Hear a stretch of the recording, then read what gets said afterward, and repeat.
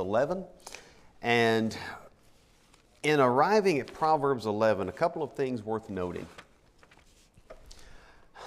Depending on who you ask, there's an approach to Proverbs 10:1 through Proverbs 22:16 that says every one of these verses is standalone, independent. And every one of those verses, some 375 verses, from Proverbs 10:1 to Proverbs 22:16, each one of those can be a sermon in and of itself.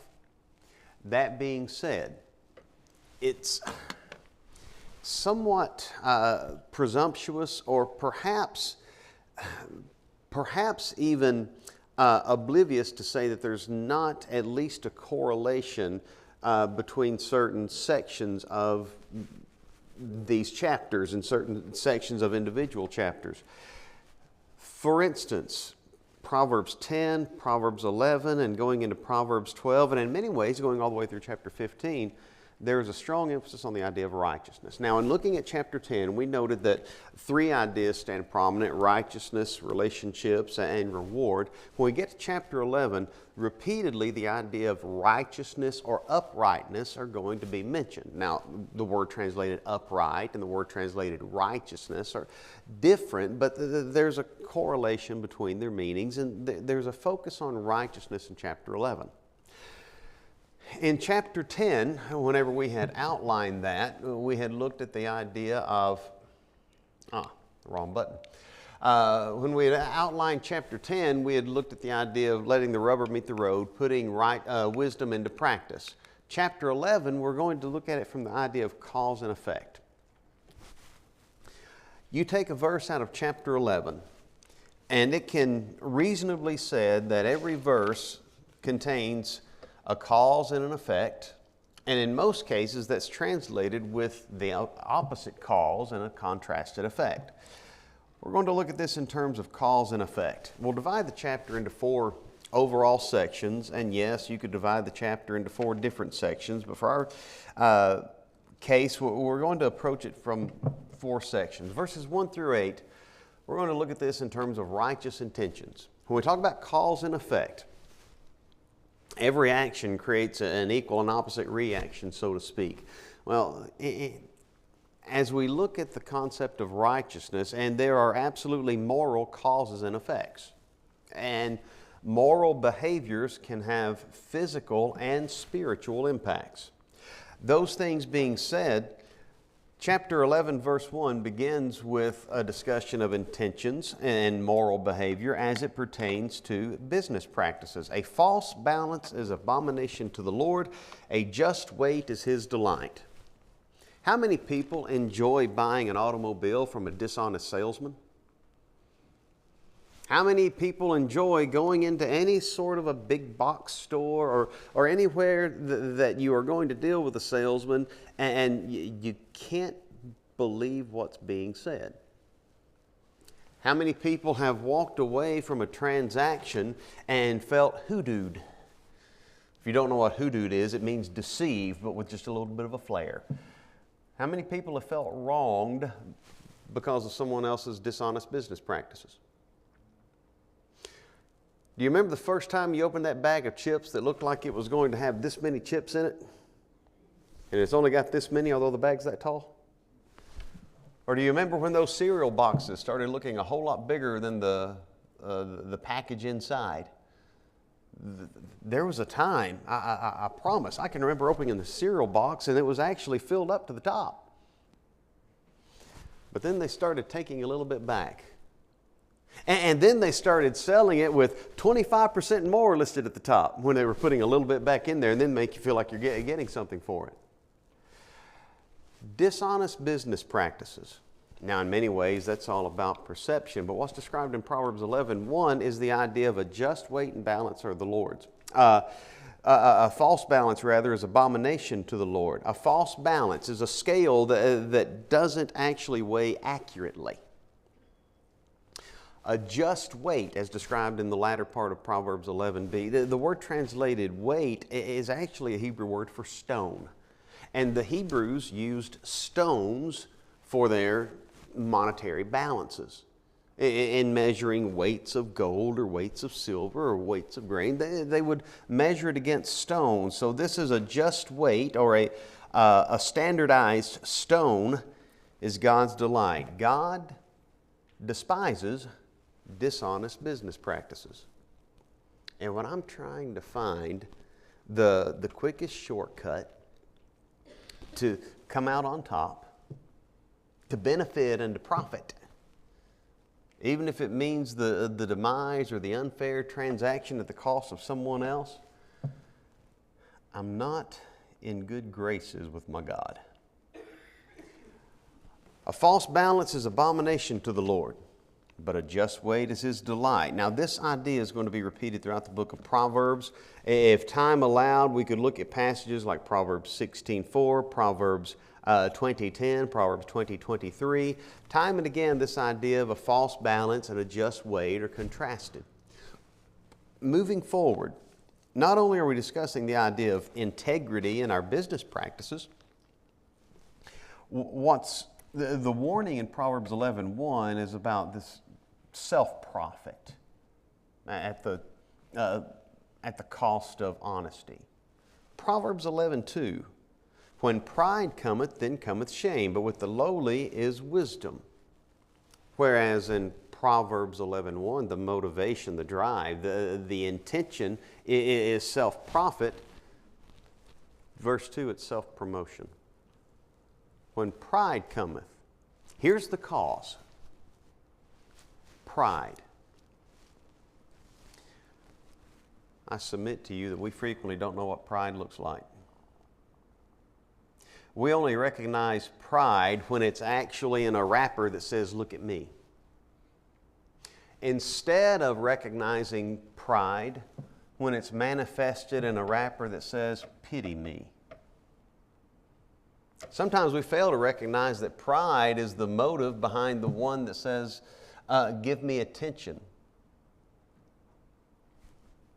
Just because they're not saying, "Look at me," in terms of look at how good I am, doesn't mean that there's not pride involved in it. When pride cometh, then cometh also shame. Paul, in writing to the Galatians, counseled them regarding their interactions with one another. The Galatians 5, beginning in verse 13, he would say, "You've been called to liberty, but use not liberty for an occasion to the flesh, by love serve one another." And beginning from Galatians 5:13, he's talking about selfishness versus selflessness. If you bite and devour one another, take heed that you be not consumed of one another. And he'll close that overall section in Galatians 5:26 with not provoking one another, not envying one another. In discussing this idea of selfishness versus selflessness, right smack dab in the middle of that conversation appears the part of Galatians 5 that we are most likely to see as familiar: the works of the flesh and the fruit of the Spirit. The works of the flesh are selfish. The fruit of the Spirit is selfless. Consider, if you will, that when you read the works of the flesh, they're manifest, which are these: adultery, selfish; idolatry, selfish; fornication, uncleanness, lasciviousness, selfish. You work your way through the works of the flesh, and every behavior pertains to selfishness. You could categorize the works of the flesh in a few simplified categories, and each one of them can fall under the heading of a type of addiction. Adultery, fornication, uncleanness, moral uncleanness, lasciviousness, sexual addiction. And then there's the hatred, wrath, variance, emulation, strife. Going to be an addiction to anger and emotionalism. And yes, drunkenness is involved in there. There's a substance addiction. Every one of those, the works of the flesh are manifest. And by the way, those are the things that are selfish. With every addiction comes a focus on self and selfishness, whatever the addiction is. Take that thought and come back to Proverbs 11:2. When pride cometh, then cometh shame, how many people enjoy hearing the word addict applied? Or how many people melt at the very thought? But every addict is motivated by self. When pride cometh, then cometh also shame, but with the lowly, there's wisdom. One translation has, the lowly shows wisdom. With the lowly, it's not about me. Not only is it not about, oh, I need attention, I need to be seen, but frequently the idea of, oh, woe is me, is still hinging on that emphasis of me. You take a look at what Paul warned the Corinthians in 1 Corinthians 10 as he gave an overview of Israel's history. When they followed that rock that led them, that rock was Christ. But he was not pleased with them. Because what did they do as they traveled through the wilderness? Every time they had an opportunity, they complained and griped. They murmured and moaned. And they exaggerated the agony of their hardships. They made mountains out of molehills, to the point that Paul would say, let him that thinks he stands take heed lest he fall. Their problem was that they were exaggerating their problems and saying, oh, no one has suffered like we have suffered. There's pridefulness behind that. Now, please understand, we're not discounting the difficulties or challenges of life that we face. But there's a reason Paul would tell them in 1 Corinthians 10:13, there's no temptation taken you but such as is common to man.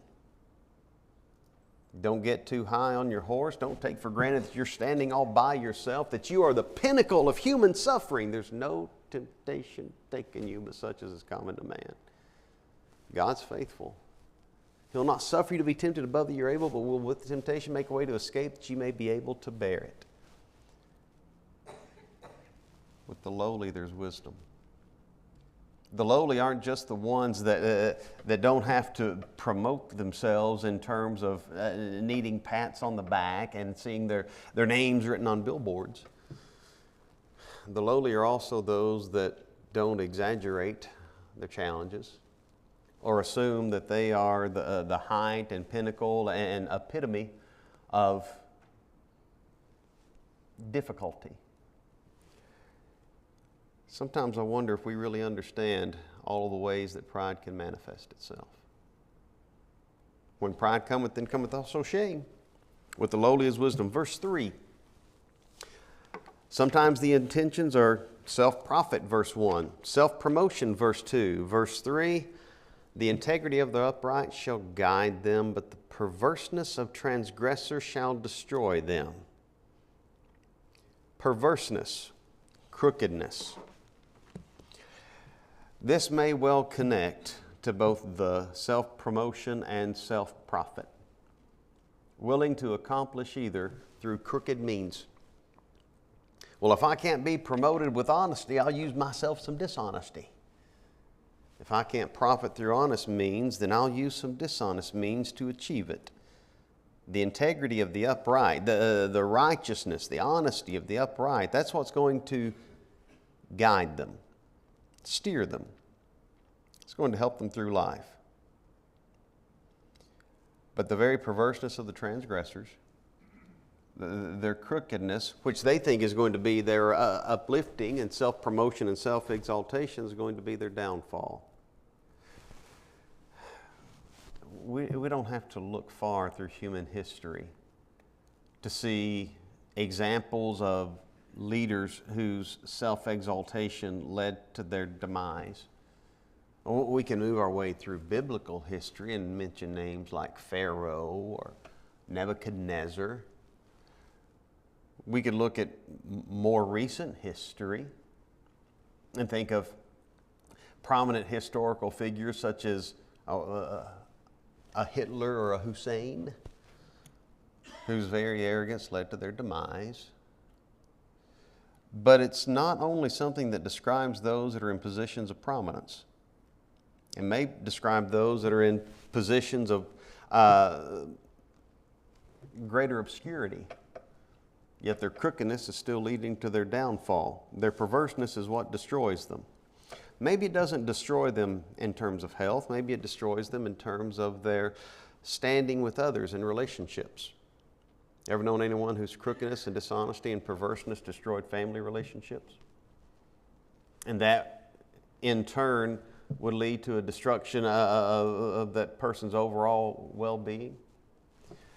Glance back, if you will, at Proverbs 5 for just a moment. Listen to the lamentation of the one that would not learn before he made the mistakes. The one of whom it is said that because of his adultery and his behavior with the off-limits woman, now strangers are filled with his wealth, Proverbs 5:10. His labors are in the house of a stranger. He's lost everything that he's worked to obtain. He's mourning at the last. His flesh and his body are consumed. And now here he is. Boy, he was living the high life. He could get away with anything, and now it's all gone. His wealth and his health. Verse 12, and now he's saying, I hated instruction. My heart despised reproof. I didn't obey the voice of my teachers. I didn't incline my ear to them that instructed me. And now look at me. I'm at the brink of utter ruin. Almost an all evil in the midst of the congregation and assembly. Lost wealth, lost health, lost relationships, overall downfall. Scott, Sir. years ago, I don't know if anyone can hear me. Years ago, I baptized a young man who had AIDS. And he lay in the hospital dying at the age of 29, crying. And I asked him why he was crying. He said, I'm regretting because I knew all the time it was wrong. For those that may not have been able to hear Brother Mosier, he said years ago he baptized a young man who had been diagnosed HIV positive and it had become AIDS. And as he lay in the hospital dying, he wept. And when he asked, why are you crying? He said, I knew all the time it was wrong. I knew I shouldn't have been doing it. Yes, it led to his demise. We don't have to search far in order to find examples of this manifesting itself in very real terms. Verse 4, riches profit not in the day of wrath. Here's one whose intention and motive is the riches and the wealth, but they profit not in the day of wrath. The day of wrath being the idea of a day of judgment. Perhaps it can be applied to the difficult day, but ultimately it really applies to the overall, it's time to give an answer. Riches profit not in the day of wrath, but righteousness delivers from death. We want to draw a contrast here. Glance back at chapter 10, verse 2.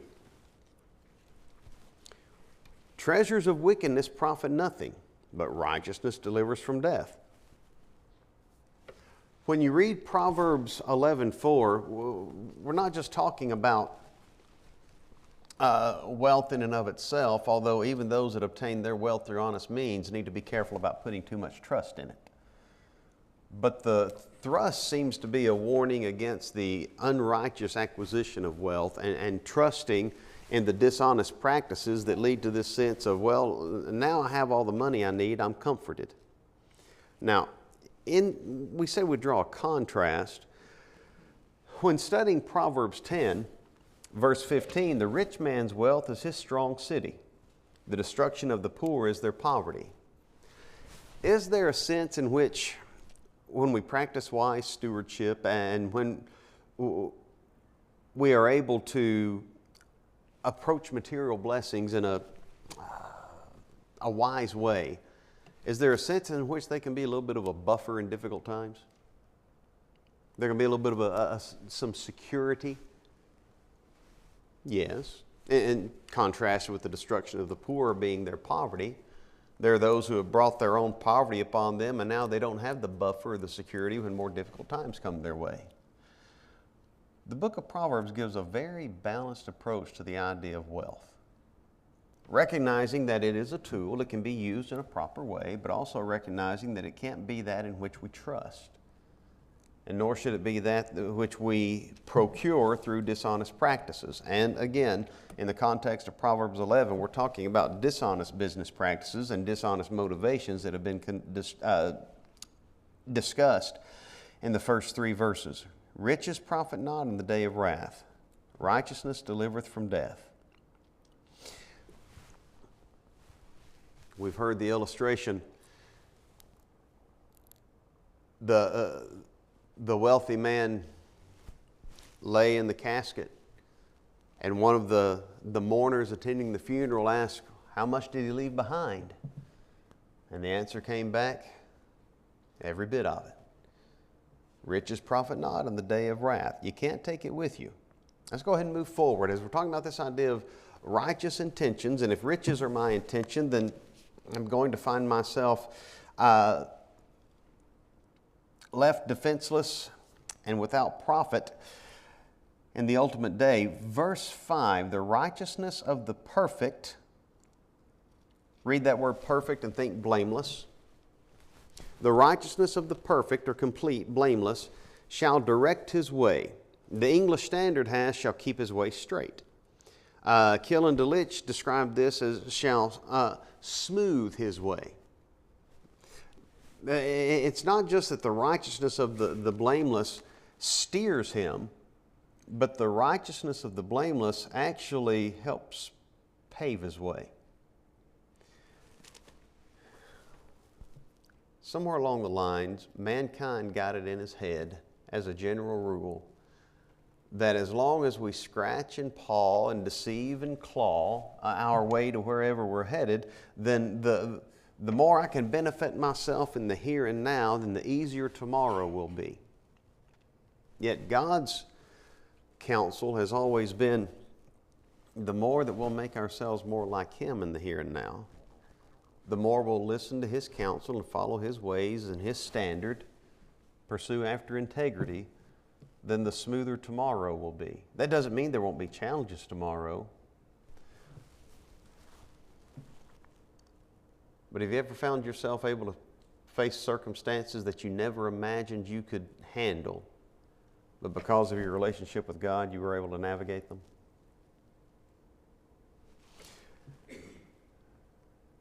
Whether it be loss of loved one, whether it be financial difficulty, maybe it be some sort of moral challenge that comes your way. And if this had happened 5 years ago, who knows what you would have done? But because you let God's ways become yours, you let His standards become yours, you're better equipped to deal with the difficulty that arises in the way. The righteousness of the blameless shall direct, that is, smooth his way, but wicked shall fall by his own wickedness. In other words, here's another passage emphasizing that the wickedness bring about their own destruction.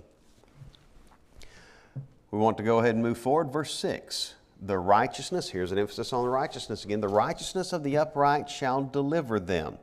Throughout this chapter, there is a strong focus on deliverance, and deliverance being the result of righteousness or a benefit of being righteous. The righteousness of the upright shall deliver them, but the King James has transgressors. The American Standard and the English Standard both have the treacherous. The word thus translated, if I recall correctly, the Hebrew word is bagad. B-A-G-A-D is how we spell it in English. The idea involves the concept of concealment. We read transgressor and we just think bad guy. But when you read treacherous, you think the sneaky bad guy. This is the one who's plotting. He has a plan. He has intentions, and he's hiding them. Verse 6, the righteousness of the upright shall deliver them. But transgressors, these who are crossing their fingers behind their backs, these who are being subtle and conniving and sneaky in their behaviors, these who are treacherous and looking out for the demise of others in their own plotting ways shall be taken in their own naughtiness. Another translation has in their own iniquity. Elsewhere in Proverbs, the idea is given, he that rolleth a stone, it shall come back upon him, and he that digs a pit shall fall therein. That might be a more practical articulation of the idea contained in the last part of verse 6. The treacherous shall be taken in their own naughtiness. He's going to fall in his own pit. He's going to be crushed by the stone that he rolled to try to set an ambush for someone else. Cause and effect. When the cause is righteousness, when the cause is integrity, when the cause is a right relationship with God, the effect is going to be beneficial. Does that mean it makes life perfect and easy? No, but the long-term effect is going to be beneficial. When the cause is iniquity, when the motivation is unrighteousness, self-profit, self-promotion, self-preference, then the end result is going to be self-destruction. Verse 7, when a wicked man dieth, his expectation shall perish, and the hope of unjust men perisheth. In many ways, this can be taken as a preliminary summary of everything that was just said. And in some ways, a preliminary summary of other things that are going to be said. When the wicked dies, his expectation shall perish. Expectation. Which direction does expectation look? Forward or behind? Forward. And the hope of unjust men perishes. By the way, this is one that is not an antithetical distich where you have a contrast between lines. Here it's more of a parallel distich where the same idea is repeated twice. When the wicked man dies, guess what else dies with him? Everything for which he looked forward. His expectation. And the hope of unjust men dies. To what are we looking forward? Where are our sights set? And when my heart stops beating, does my hope die? Because if my sights are only set on that which can be achieved, accomplished, and enjoyed in this life, then I've put myself in a very sobering category. When the wicked man dieth, the hope of unjust men, what's my ultimate hope? Too many treat their relationship with God as peripheral in life. And they do just enough going to church and just enough praying, just enough opening the Bible to make themselves feel content. But their real focus in life is in the amassing of wealth. Or the real focus in life is in the enjoyment of hobbies. Not that there's anything wrong with a hobby, just like there's nothing inherently wrong with being financially well off.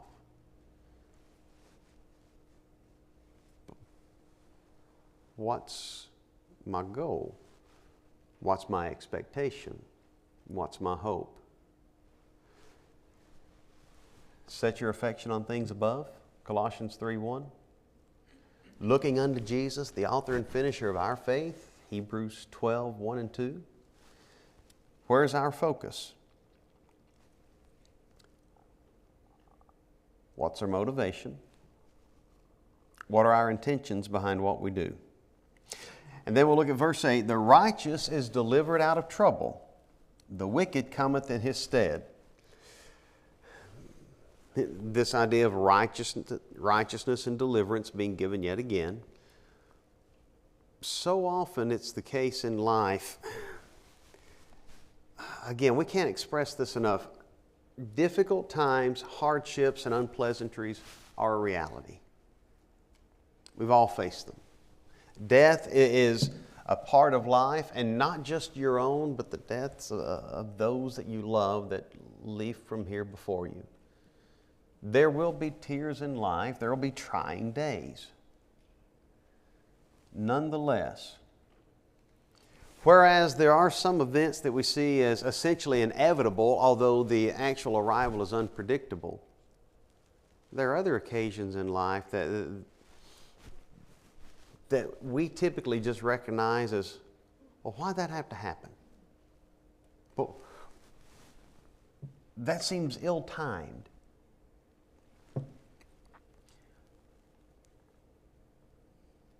Have you ever been afraid of what seemed like impending bad news? Maybe it's a health scare. Maybe it's a job scare. Maybe it's something to do with your children or grandchildren and decisions they've made or are making. Read verse 8 again. The righteous is delivered out of trouble. Have you ever been in those moments where it looks like there's nothing but heartbreak on the horizon? But then, seemingly in an instant, the entire situation turns around. That grandchild comes and says, "Listen, Granddad, I was looking at doing something I really shouldn't do. But there was something you told me when I was a kid that it stuck with me, and I couldn't do that.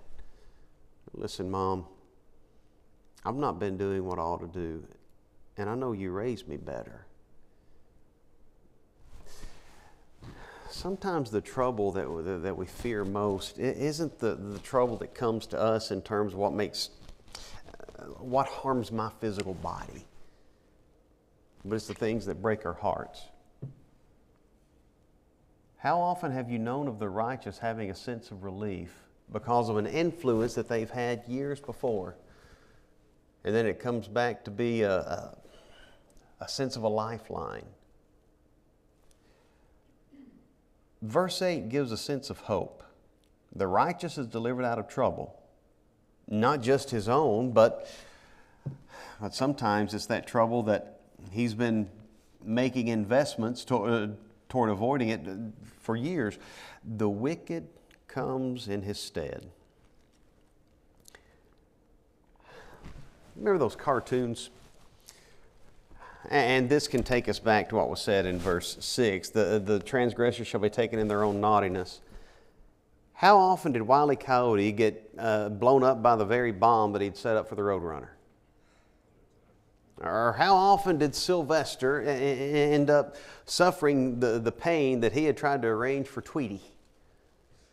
And if you don't know who those are, then go back and watch some old cartoons. The righteous is delivered out of trouble. The wicked comes in his stead. We can chuckle at the old cartoons, but there's very much a sense in life wherein the very gallows that Haman devised for Mordecai become the place where Haman dies. The very threat that Pharaoh declares for Israel becomes the demise of his house. The righteous is delivered out of trouble, the wicked comes in his stead. Verse 9. We want to go ahead and move forward because we've got a whole lot of Proverbs to cover in the coming days. Let's look at the idea of influence. A hypocrite with his mouth destroys his neighbor. We're not talking about the intention so much now and what's gained, but we're still talking about cause and effect. What's the result of this hypocrite or godless man with his mouth? This is actually the idea of he's preparing destruction for his neighbor. With his mouth, he's preparing for his neighbor's demise. But through knowledge shall the just be delivered. What kind of influence are my words having? And why am I using the words in the first place? And who am I allowing to influence me? The real lesson to glean from verse 9 is going to come from the latter part of the verse. We are aware that there are those who are going to flatter, they're going to speak hypocritically, they have less than savory motives, and they're looking for your downfall for their benefit. But through knowledge shall the just be delivered. You don't have to be hoodooed. You don't have to be deceived. We do not have to live life gullible and naive. That doesn't mean that we live life pessimistic, distrusting everyone that we encounter. But it's possible to see through the web of lies that some people create. It's possible to see through the hypocrisy that some people convey. It's possible to look through flattery and see it as dishonesty. Through knowledge shall the just be delivered. But I've got to be willing to trust in knowledge. Look at the facts, process what's being seen, and utilize those facts. Now connect this, if you will, with Proverbs 22:3. A prudent man foreseeth the evil and hideth himself, but the simple pass on and are punished. The prudent man sees trouble on the road and says, I'm taking a detour. The simple just go headlong into it and they're going to suffer for it. Now compare that to Proverbs 11:9, and let's talk about the idea of relationships. The hypocrite's going to flatter. And we'll talk more about flattery elsewhere in the book of Proverbs, but the hypocrite is going to flatter. Are you able to recognize flattery? What's the best way to detect flattery?